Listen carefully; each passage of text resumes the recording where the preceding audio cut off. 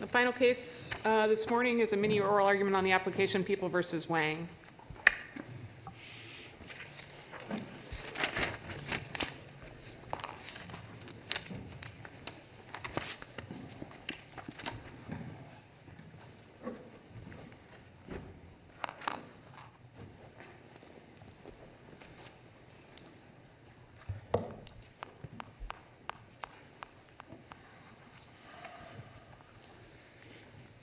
Good morning.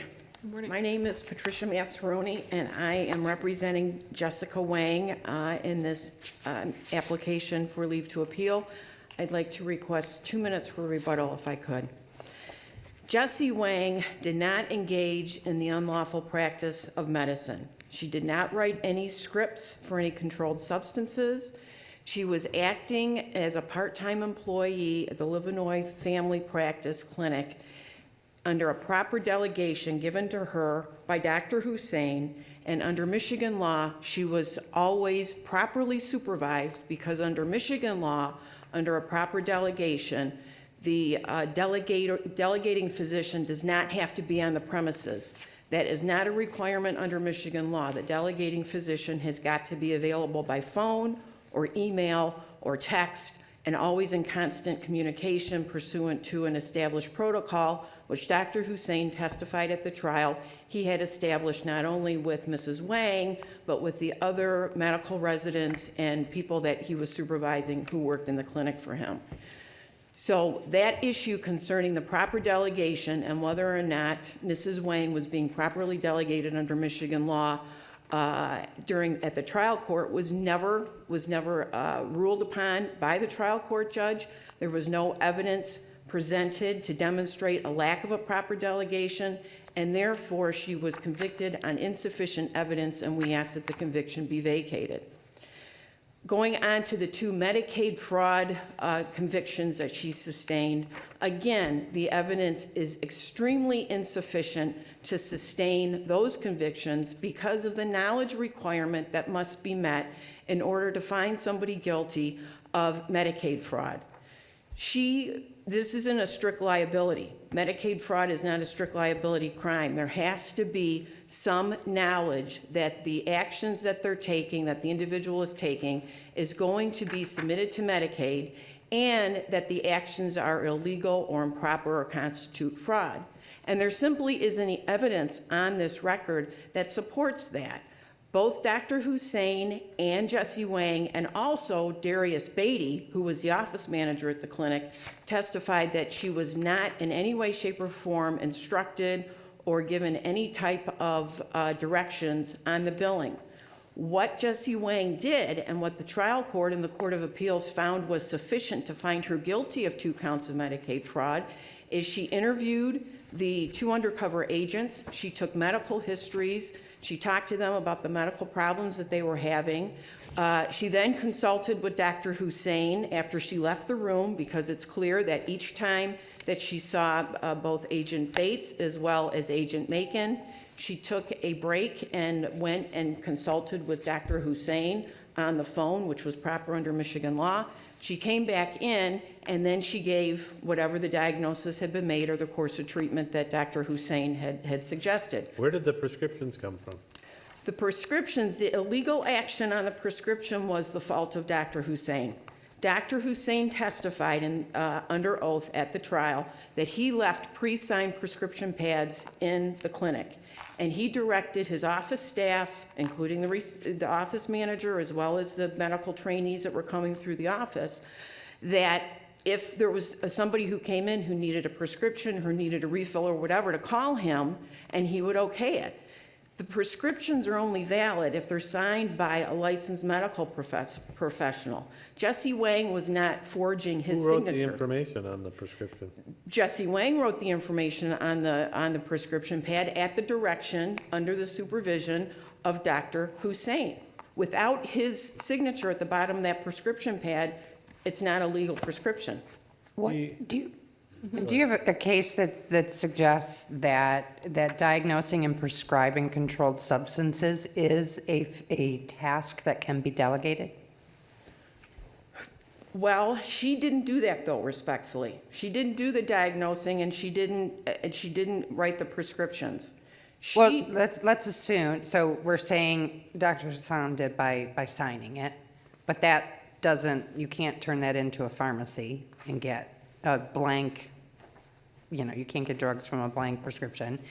So she had to, and she filled in the part that enabled, so at best, they're both doing it, correct? She may have diagnosed and filled out the prescription under his direction. Where does she have the authority? What authority gives her the right to do that? the delegation statute, because she. But the had- statute says that you cannot delegate tasks which cannot be delegated, right? That require the experience and skill of a physician. But she wasn't doing it until she had talked to Dr. Hussein. So he's supervising her.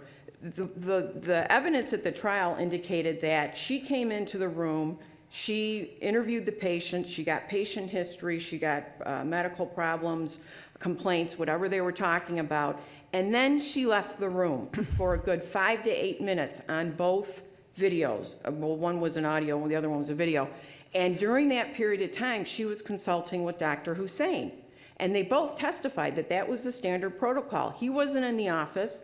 Under Michigan law, that's proper. That's a proper supervision of a delegation. He would then say to her, all right, this is what should be done. These are the medications. This is the protocol. This is what I want you to do. And she would fill out the script, but that he had already pre-signed, which was the illegal act to which he pled guilty to, because you can't leave pre-signed scripts lying around in the exam room or anything. But that was a protocol that he had established, and that was a protocol that not only Justice Wang So dealt even with. though the legislature has specifically said who can, what licensure, what certification, the FDA, the number, all that you have, those are the people who can write a prescription for a controlled substance. You're saying that it can still be delegated. Yeah, well, I would differ with you, Justice, on the term delegation. He was making the determination. She was merely following his directions. So she was being supervised. He didn't say to her at any point in time, go into the exam room, talk to the patient, and if you think that they need a prescription for Ambien, go ahead and write it. That would be an improper delegation. That's not what happened. What happened was she got the information, she came back out, she consulted with him under the supervision part of the delegation statute, and then based on what he told her to do, that's what she did. He was doing the prescribing. He was doing the diagnosing. And under Michigan law, whether he was doing that over the phone or whether he was standing next to her in the exam room and saying, Mrs. Wang, write out the script and then I'll sign it, it's allowable. His problem was, and he pled guilty to it, he left those pre-signed pads in the office for Mrs. Wang and other medical personnel. What would you to use. describe her position as? I know it's like an interesting question, but she's an incredibly qualified person. She's a doctor in China. She has a PhD. So she's highly, highly qualified. But my question is, what would you, let's take a hypothetical and say that you didn't have those facts. You didn't have a PhD. You didn't have a doctor in a different country. You just had a person who was like 24 years old with no experience whatsoever. Would it be your contention that they could do the same thing in this situation? No, because the delegation statute is very specific. It says that the physician or other delegator has to make sure that the delegatee has the experience, the education, the professional background. There's a whole list of. What does that mean, though? I guess my question is, if I'm writing an opinion, like how would I constitute that? Like, what would I say? How would I go from the extreme example that I gave, where you have a person who has no knowledge, to someone who's a PhD and a doctor in a different nation? Where would the balance be? Where would I draw a line? Like, what would an opinion? How would you write an opinion like that? Well, I think what you have to do is you have to look at, first of all, who the person is who's delegating. Are we talking about a physician's assistant? Are we talking about a medical doctor? Are we talking about, I mean, what's the profession who's actually the delegator? And then you have to look at what tasks are they delegating? Are they delegating taking personal histories? Are they delegating, I mean, it's got to be a sliding scale, and with all due respect, Justice Bernstein, I don't know that any opinion can completely come up with a bright line rule, because the professionals have got to be given the responsibility to make sure that patients are not being impacted negatively, and that the people who have the education are sitting down and know the difference between high blood pressure and another physical symptom. What should we make of Dr. Reed's testimony that under prevailing national standards, the licensed physician must be physically present during the diagnosis in order to supervise the unlicensed person? In other words, that this is not something, diagnosing patients is not something that can be delegated. Why shouldn't we think that the trial judge here just didn't buy your theory of the case, that that's not what happened, that it very conveniently she walked out, consulted with the doctor did the diagnosis, she just did the observation?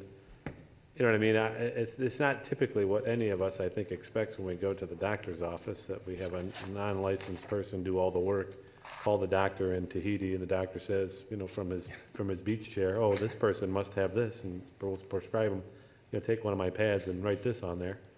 That's not what we generally think of as medical care. But what's your response to Dr. Reed's testimony? Dr. Reed was talking about Medicaid protocol, and Medicaid protocol is different from the delegation statute in Michigan. And under the delegation statute in Michigan, the doctor does not have to be on premises. He has to be in contact. There has to be an established protocol with contact. But Medicaid protocol is different. Medicaid protocol, if there is going to be a delegation, then the delegator has to be on the physical premises with the person who's doing the delegated duties. Well, Counsel, So that's the difference. there is also, as you know, a prescriber statute. The prescriber statute in the Public Health Code is different from the delegation statute, and it would seem to be the predominant statute in this case because of its greater specificity. And of course, it is a black and white statute that says that you can only delegate the prescription function.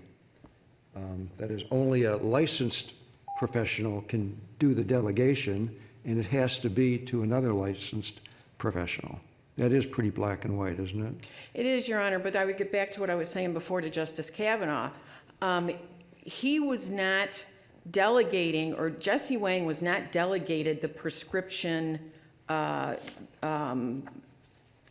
authority under that statute. She was merely talking to Dr. Hussein. Dr. Hussein is the person who identified what medications should be given to the person that she was examining, what the dosages were, what type of medication occurred, and she was merely putting it in under a already pre-signed script. He violated his responsibilities and duties under the prescription statute, and he pled to that. But she was only the conduit to get that prescription to the patient. She didn't do the prescription herself. That was under the direction of Dr. Hussein. It's a little different when you say that she was just the conduit. It's different than Dr. Hussein being in the office, her going and speaking to him saying, this is the prescription that I'm going to write, signing his name on it and saying, can you fill this out and hand it to her. He wasn't even, he had left pre-signed prescription pads, which he knew that he shouldn't do and pled guilty to it. So it wasn't like she was getting direction from him and then he signed it in front of her and said, can you fill out the rest of it? There is a difference. That would be more of a conduit where she was, filling in something and then handing it to a patient. It is a difference, but under Michigan law, it's allowed. He does not have to be on the premises in order for her to be under supervision with him. But if he's not on the premises and he can't leave pre-signed prescription pads, how can this lawfully be effectuated? Well, and it wasn't a law. He pled guilty, but the responsibility is his. He's the one who has the signature and left the signature on the pre-signed pads. That's on him. What capacity was your client working at the? She was a part-time medical intern, for lack of a better term. Is She she a- worked is she a 10 to medical- 15 hours a week. Is she a medical professional? No, she was not a medical professional. She took the medical history? I'm sorry? She took the patient's medical histories? She took the patient's medical histories. Did she make entries in the chart? Yes. On the knowledge issue, before you go, I just want to ask this question, because I think it's, at least to me, is an important question. Since she had, I think it's undisputed that the Medicaid information was in the chart, and since your client not only had access to the chart, but responsibility for presumably reviewing the information that was there and adding to it, why shouldn't she be charged with knowledge of what's in the chart? In other words, why isn't that sufficient to support the judge's finding that she had constructive knowledge, which is all the statute requires, that these were Medicaid patients, since that information was in the very chart that she not only had access to, but had responsibility over? I disagree with that factual scenario, and I'll Which tell you part of why. it? Yeah, which All of it. I'm sorry, Judge. Talk about it. Just Completely wrong. I mean, where did I go off? She had the chart had the info? She had no chart. You Darius said she Beatty. made an entry to the chart. She did it without Well, having then the chart? I misunderstood you. She took her handwritten notes. The video clearly shows this with Agent Bates. When Agent Bates came into the examining room, she was escorted in by another woman in scrubs. She said to the woman in scrubs says, "What are your complaints?" She said, "I'm here because I'm having headaches and trouble sleeping." Okay. The woman who escorted her into the room wrote that down on a piece of paper. There were 2 pieces of paper, and clipped it up to the door. So when Mrs. Wang came into the room and Agent Bates asked her twice, "Are you the doctor?" and twice Mrs. Wang said, "No, I'm not the doctor, I'm his assistant." She had this piece of paper. It didn't have a Medicaid card on it. It didn't have any billing codes on it. The testimony at trial was clear. So they were not maintaining a medical record of the office? Not visit? when Mrs. Wang saw Agent Bates, she was I mean, handwriting. did the detective see somebody else there? I mean, I have the impression that they showed up, she was the one that they consulted with, and then they went on their way. Was there another step in this? Or, I mean, maybe they went into the lobby and filled out a medical history and gave them the information, but were there more interactions that I'm not aware of? At what point in the process are you? I mean, when they came into the clinic, they checked in with the receptionist. The receptionist took ID and the insurance card, made a copy. They sat down. When they went into the exam room with the woman who escorted them back to the exam room, she had 2 blank pieces of paper, and the evidence was the testimony was pretty consistent through the trial, that the backside had billing information on it, which Jessie Wang never looked at, never even dealt with, and the front side is where she took her notes. The front side is where the woman who escorted Agent Banks into the room. I mean, as far as, so I mean, I think we're talking about the same thing. Maybe I'm using too formal of language for this doctor's setup, but this sounds like the medical record. The chart, the file, the patient's file, the medical information they had about this client, include their history and billing information. Usually they keep it all together. That sounds like that was there. No, She had a responsibility to make entries into that medical record, whether it was front or back, but it's that record, right? No, there was a different record. There was a paper file that Darius Beatty talked about that Mrs. Wang never had any interaction with. It was something that was kept, based on my reading of the trial testimony, was kept in a different part of the office.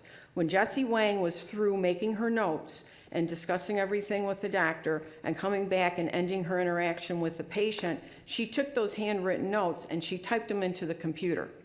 That was it. That's all she did. She typed them into the computer. She didn't When you say know. the computer is the electronic medical record, right? Yes, so And that was. And the medical record reflects the billing information, correct? No, not on the part of the file that she was working on.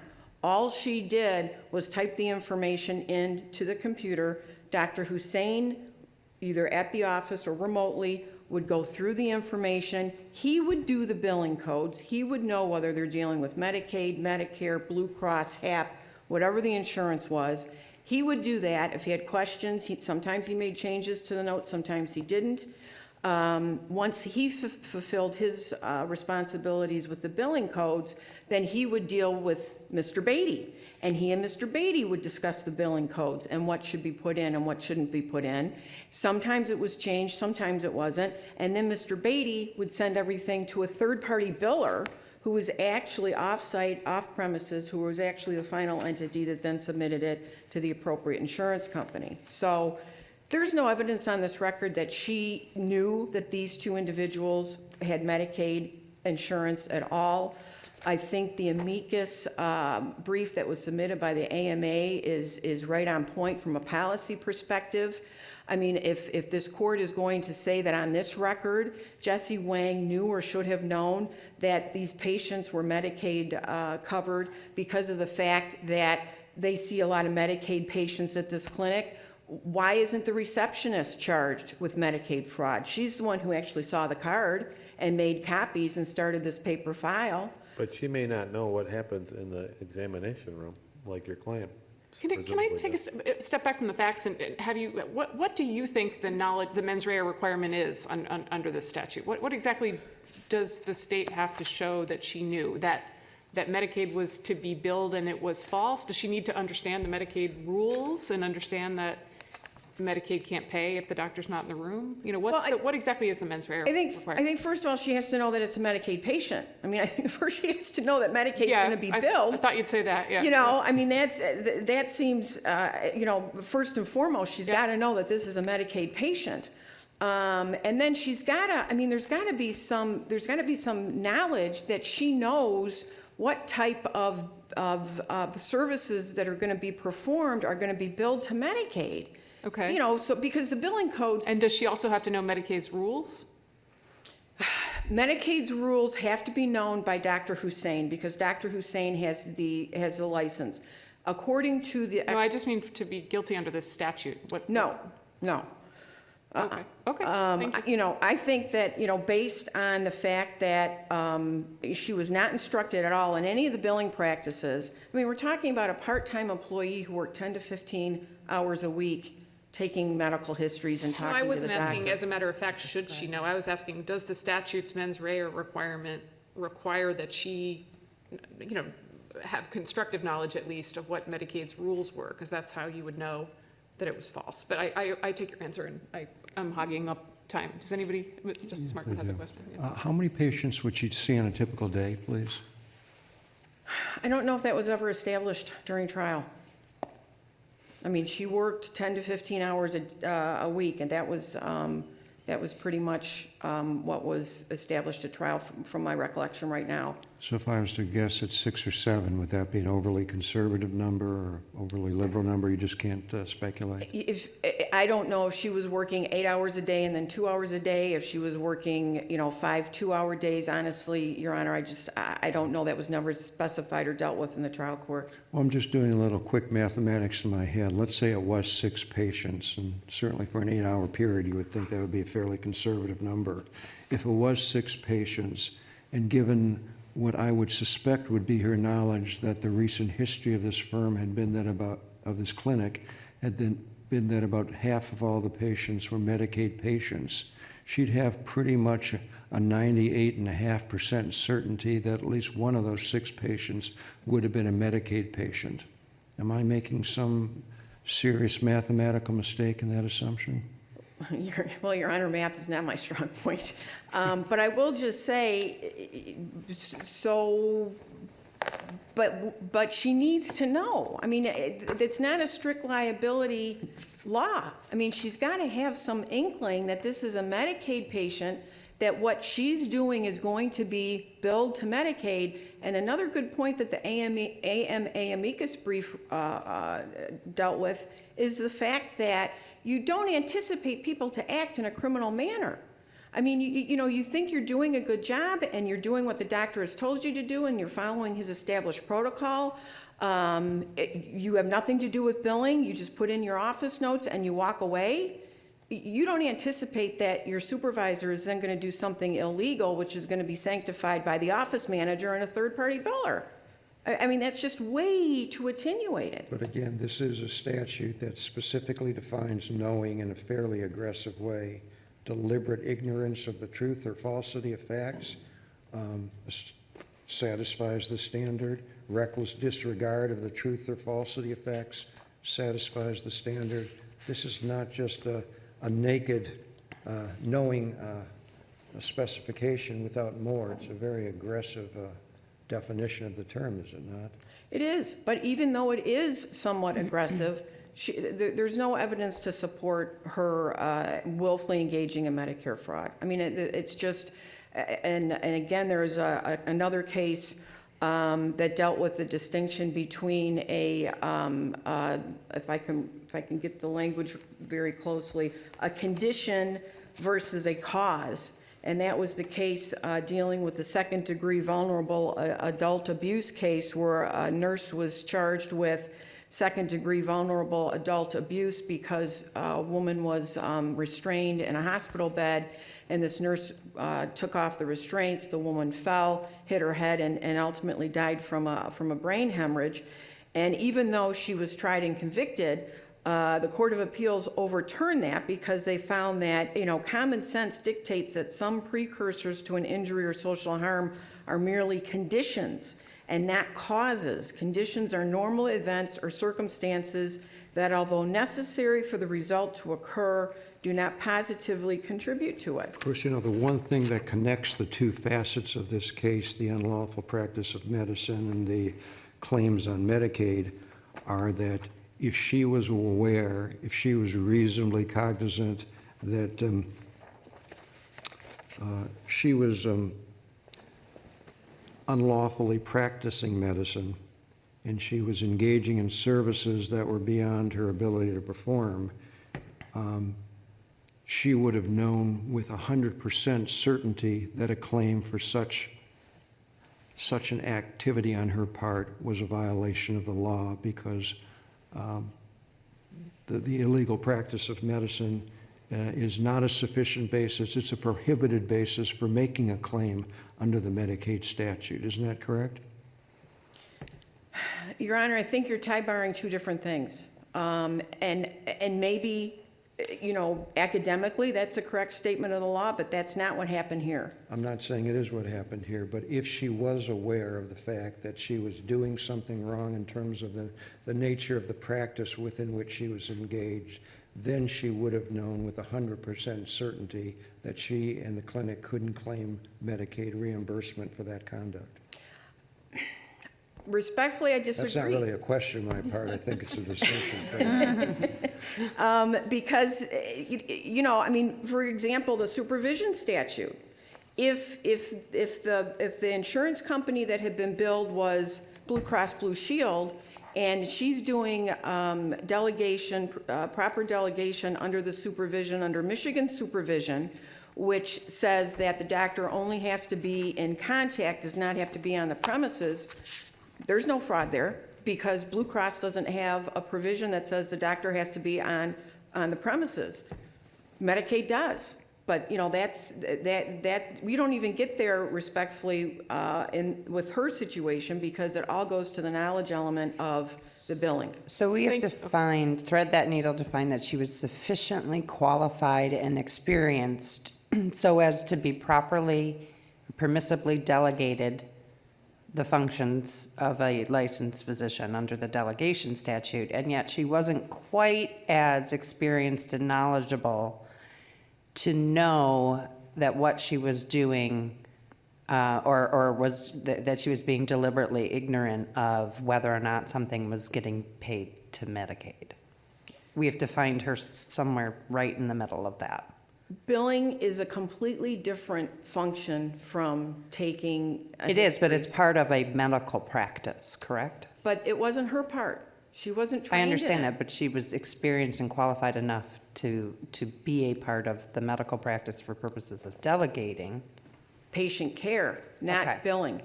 I mean, that's why they have third-party billers. Even the doctors don't feel comfortable signing those invoices and sending them in. So, she wasn't full-time. She had very limited delegation duties.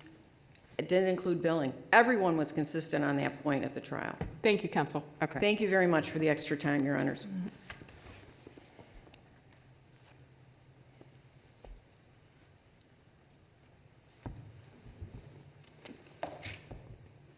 May it please the court. Good morning, Your Honors. Chief Justice Kavanaugh. Brendan Maturin, Assistant Attorney General for the People. It is a pleasure and an honor to be here this morning. Obviously, this case is about public safety, and it's about protecting the integrity of the Medicaid program. As to the first point, the defendant engaged in the unlawful practice of a licensed health profession when she prescribed, well, first she diagnosed an ailment, insomnia, and then she prescribed a controlled substance, Ambien, to treat that ailment. This was all captured, of course, on videotape. The videotape taken by Agent Bates when she presented undercover as a patient named Crystal Jackson clearly shows that the defendant came in the room in a white coat with a stethoscope around her neck. She went through the whole process of taking a history, information about the patient's complaints. She did then leave the room for 6 minutes. However, the entire exchange concerning the insomnia complaint and the prescription of Ambien occurred after she returned to the room. So she comes back in the room, she provides, I think, a prescription for Fioricet to treat headaches, and then she says, were there any other problems you were having? And Agent Bates said, yes, I've been having trouble sleeping. So first, the defendant talked about sleep hygiene. She talked about caffeine intake. She mentioned, have you tried melatonin, an over-the-counter medication for sleep, sleep aid? And then she said, you know what, I'm going to go ahead and prescribe you Ambien, which is a controlled substance. And this is all depicted on the video. She did not leave the room. She did not pick up her phone. She took out the prescription pad pre-signed by Dr. Hussein, and she wrote the prescription for Ambien right there on the video and handed it to Agent Bates. That right there makes her guilty of unauthorized practice of a health profession. She broke the law right there by that single act alone. The part of the defendant argues that that was properly delegated to her. Well, first of all, it's clear that that prescription was written without any oversight or supervision whatsoever by Dr. Hussein. He didn't even know she was doing that because he could not have known. She clearly had no communication with him. Second of all, the argument that this was properly delegated to her by Dr. Hussein fails because it's very clear that in order for an act to be properly delegated, it has to be acceptable within the prevailing and accepted practices of the profession. And it's very clear from Dr. Reed's testimony that prescribing a controlled substance, an unlicensed person, and in fact, So, Counselor, here's my concern, and that I need you to kind of help me address. The question here with the Medicaid fraud or Medicare fraud is my concern here is that, I mean, if you could answer Sister Counsel's question, I mean, how attenuated is this? I mean, ultimately, if you're in a large practice or if you're in a hospital or any situation and you have any role of treating a patient and then someone in a different department does something different, I mean, why am I responsible if I am the treater to have to know how this is being built? Shouldn't this cause tremendous concern throughout hospitals and practices all across our state under your argument? Because if I'm a treating physician at a hospital and I treat the patient and then I do my normal chart, I submit it, how am I supposed to know what billing is doing? It's a whole separate department. well, I think when the legislature wrote the statute and wrote the definition of knowing that's in 40602F, the legislature was well aware that in the reality of the health profession, those who provide treatment are not the same people who do the billing. But what the legislature is trying to do here, and through the use of the language, aware, should be aware, or deliberate indifference, reckless disregard, is say you can't simply turn a blind eye. But she's not the owner of the practice. She's not a partner. She's working there 15 hours a week. She's a part-time person. How is she supposed to know or even have any knowledge whatsoever of how they do billing? Well, she knew And why is that even her responsibility? I understand. As Justice Markman pointed out, when she was practicing medicine without a license, everything she was doing was fraud. Every patient she treated, she was treating fraudulently, whether or not they were paying out of their own pocket or Blue Cross or Medicaid. So it's simply just a question of, did she know that Medicaid was going to be billed? The testimony, of course, was that she knew that at least half the patients, or it was known in the clinic that half the patients were Medicaid patients, and she knew there were Medicaid patients that she was treating on a regular basis. So is this responsibility then, if I'm a Beaumont doctor, should I be concerned about this too? Because I need to now know what the story is with my clients and how Beaumont is billing? well, I think if you work I'm a in- nurse, a nurse's assistant, any of those kinds of things? If I have to now be really concerned about what the overall hospital is doing?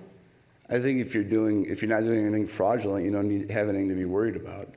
If you're consistently committing fraud with every single patient you see, then you need to be concerned about who's getting She billed. never and who you're- indicated that, but she never indicated that she was, she specifically indicated that she was not a doctor, right? I mean, there was no ambiguity as to that. She was quite specific in indicating that she was not a doctor. Is that correct? Well, she said she was Dr. Hussein's assistant.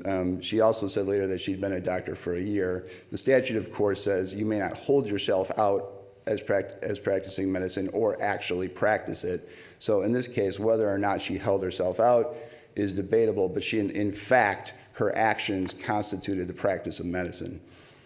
So she violated the statute by actually practicing medicine, even if she didn't specifically hold herself out. And again, I think that's debatable. Would you address my question about the mens rea requirement in the false claims statute? Does she have to know just that Medicaid is going to be billed, or does she have to understand the Medicaid rules that require a doctor be in the room supervising her? What does she have to know, or be imputed to know? Obviously, you can't prove exactly what was in her head, but Well, again, it's obviously a constructive knowledge Yes. standard, of course. So basically, I think she can't simply turn a blind eye. I'm going to commit fraud, but I don't care who's the victim of my fraud.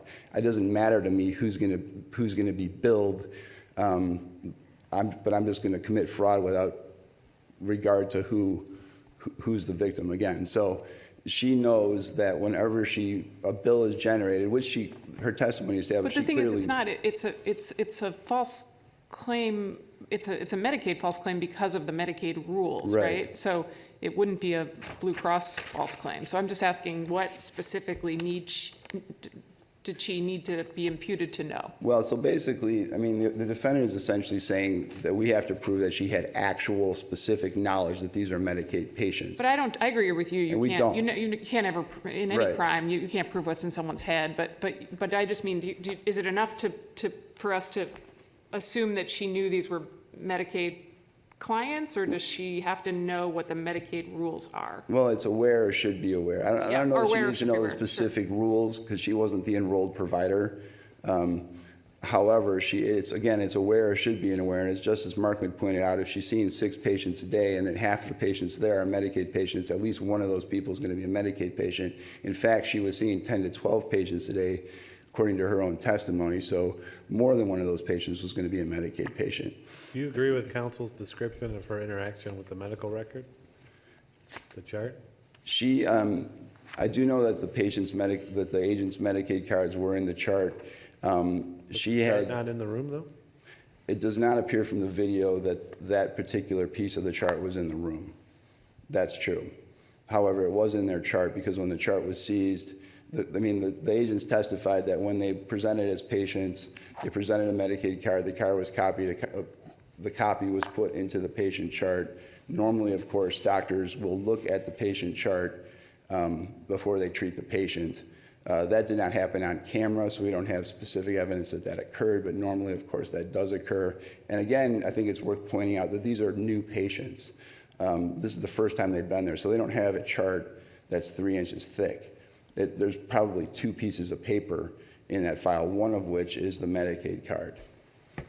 So, Do you feel the statute needs some clarification? Like, do you feel an opinion would be important in terms of helping for medical providers, physician's assistants, people that are going into this profession to know what they can and cannot do? Would you concede there's some ambiguity to this delegation exception? And do you feel that we should be involved by writing an opinion to do some clarification?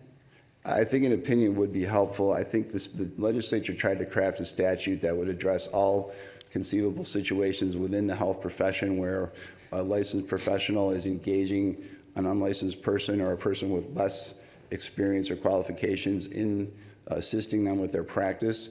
But I think you have to look at the statute as a whole, of course, and I think I think someone else mentioned, I'm sorry, I can't recall who, basically, if you have the education, training, or experience to be qualified to be a delegatee under the statute, you also know enough about how the medical system works to know what is permissible in terms of who can delegate what to whom. And I think again, the legislature was just trying to write a statute that would be flexible enough. But don't you think if there's some ambiguity or some confusion, that should work in the defendant's favor when you're going to deprive them of their liberty?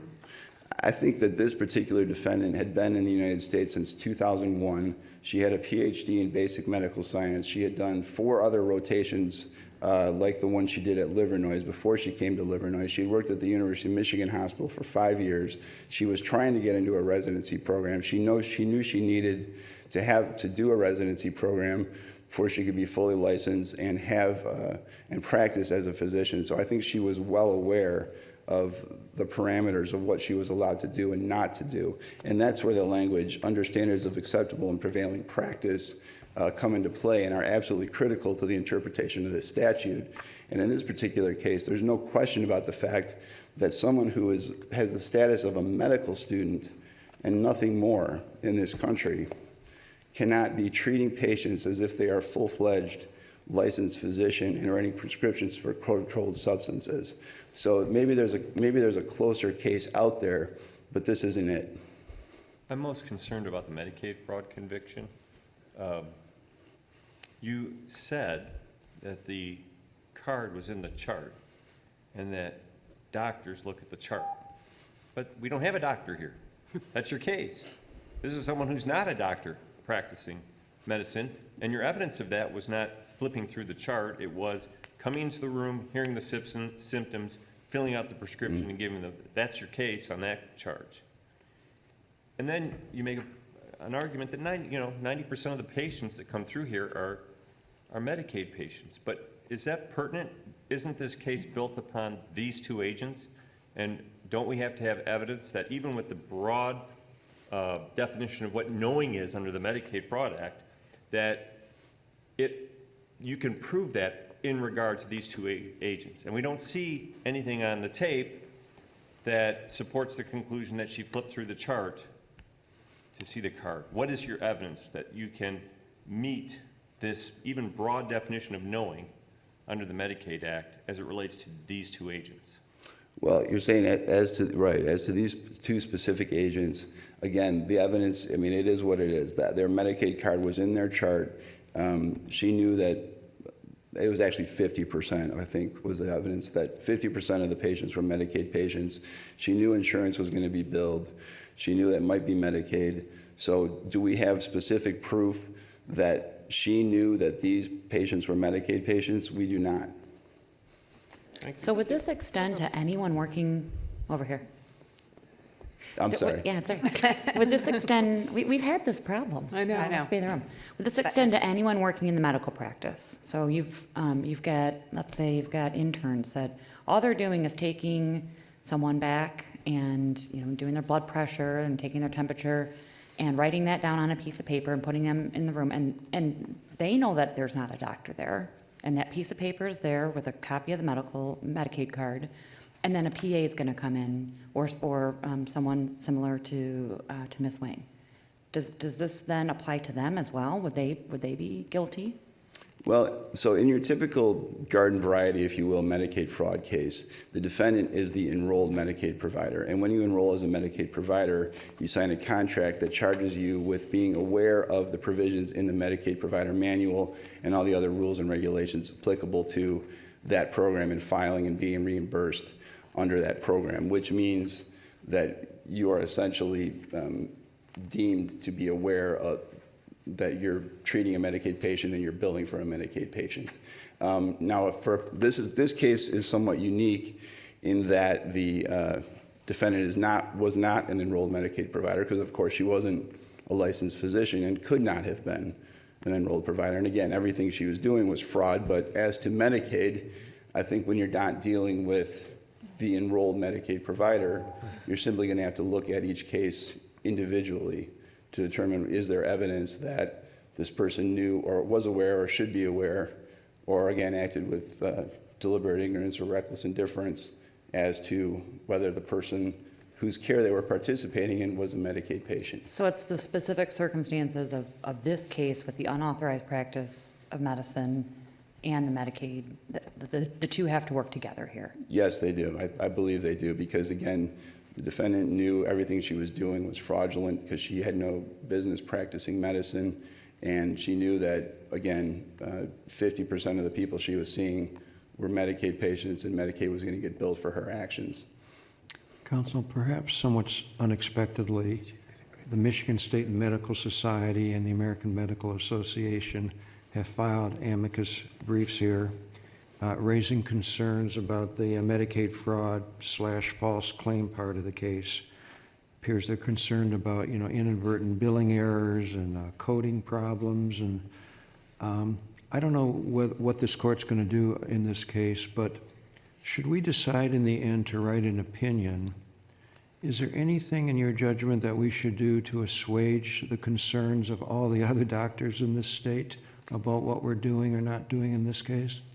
Well, again, as I was saying to Justice Clement, most Medicaid fraud cases involve the enrolled Medicaid provider who fraudulently billed Medicaid, and they're charged with being aware of what they're doing and knowing the rules and regulations of the program.